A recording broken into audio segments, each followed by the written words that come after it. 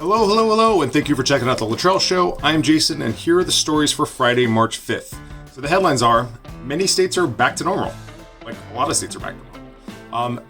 My business service empires is released. Yes, this is awesome, and what good timing.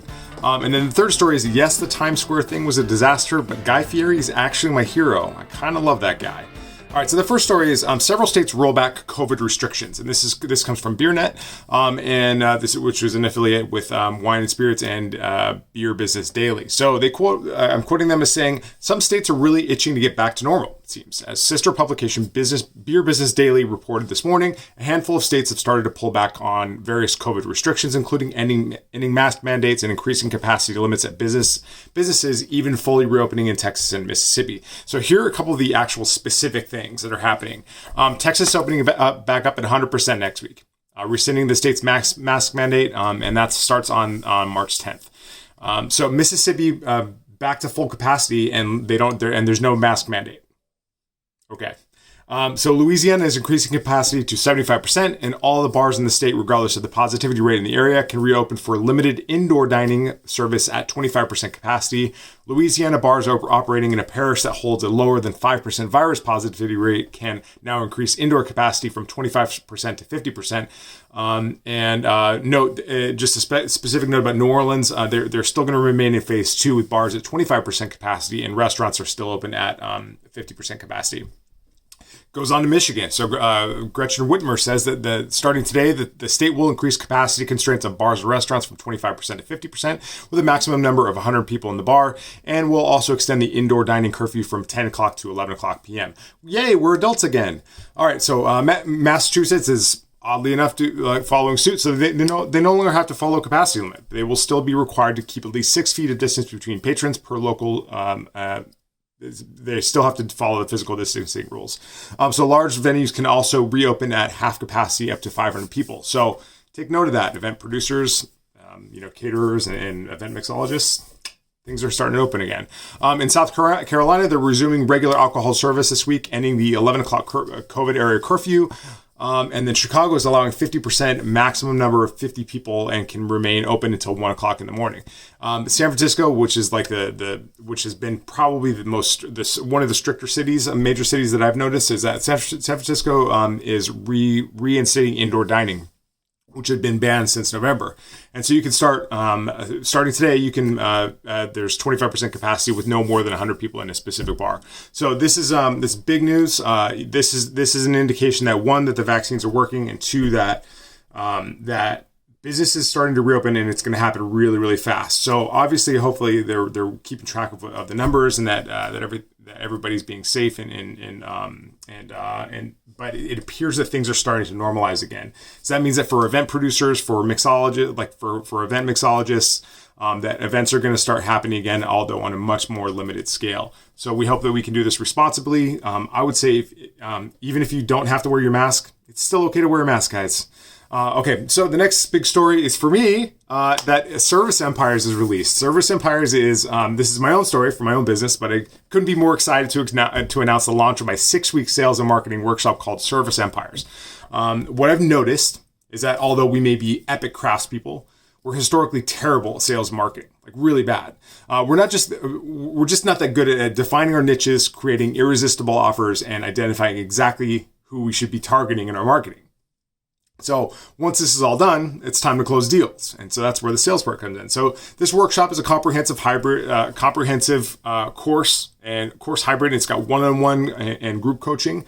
And again, it goes from 6 weeks runs the entire length of a 6-week program. So it means that it's very, very comprehensive, but not so long that you lose interest and get bored with it. So let's see here. It's designed for service and hospitality professionals who are trying to start or grow their businesses. There's no other program like it, not that I've ever seen. So if you want to learn how to attract and work with the right clients, check out serviceempires.com. The timing couldn't be any better, because you're going to start seeing more demand for events, and I've noticed that even with our job board on Facebook that more people are hiring. So things are starting to move again. So now is the time to start your business. Folks are going to be able to get out again.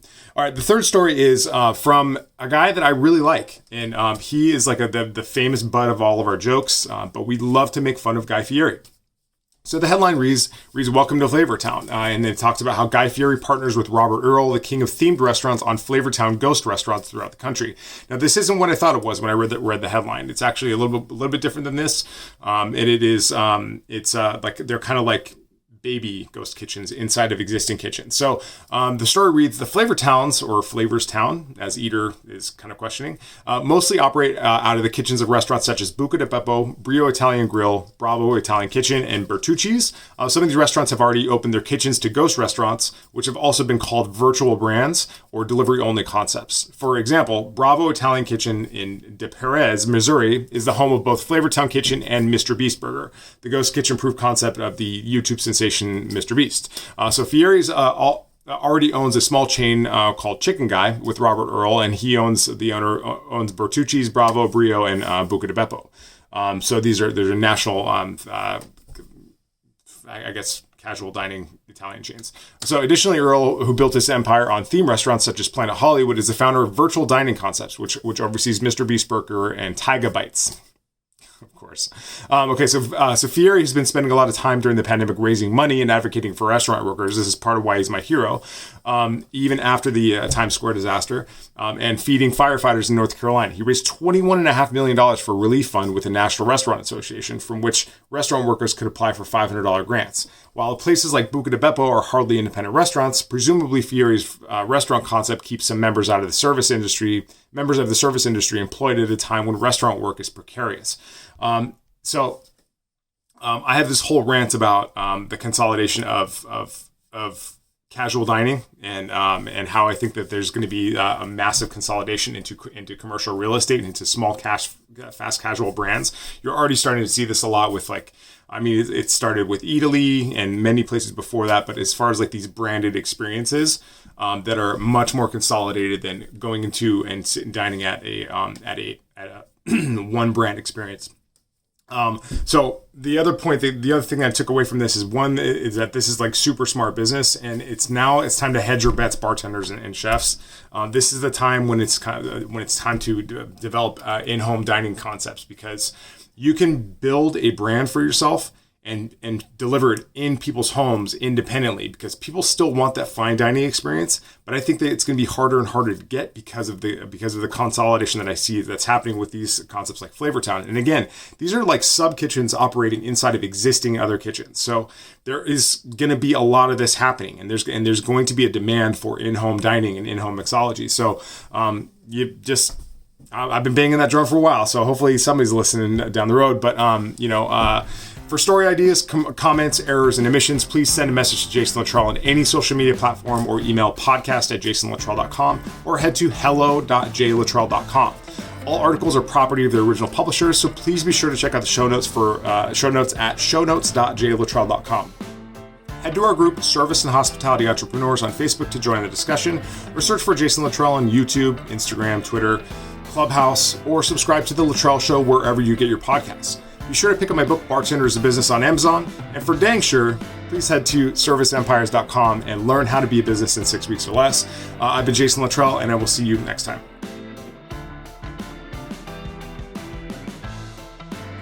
Who names a show after themselves? How self-centered can you be?